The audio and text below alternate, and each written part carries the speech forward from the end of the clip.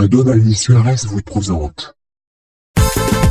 Yeah, avita olho mamam lavar yetro mamam. Edemix DJ. Ante wata mamam lavar metra.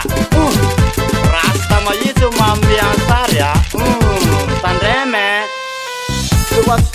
Le wata na mam lab. Le wata na mam lava warse. Le wata na mam lab.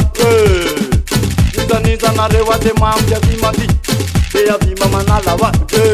Am de wata. Ile wata na mamulab, ile wata na mamulaba warse, ile wata na woo. Waya vakam sus toka gelo bonoma ri polo pixa nina, polo pixa wa afsana lambaye. Sande is nina da tai makatar warseya,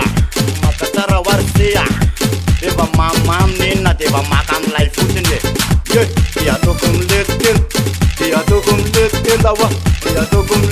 da war pulua. As a tai da va, you the wool one in ye. You the wool one in a war ponoma.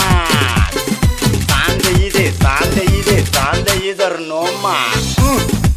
Dia tokum letten maswa. Dia tokum let surkur maya. As a tai da va.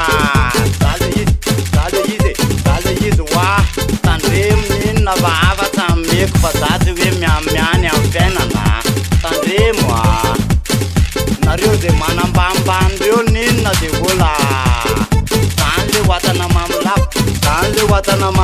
wa sanle wata na mamla yule wata na mamla iwalu yule wata na mamla wa warsewu iwalu yule wata na mamla te atokunde tendo Yodawul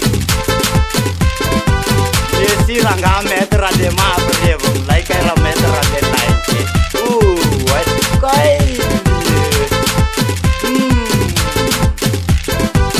Retima bobo zandar manga Nyalu yule wata na mamla Edemix DJ. Yeah yo Dawud Alaikum la mama inspir juga Pasti kreatif aja ini Ada raksa na terapapan Yo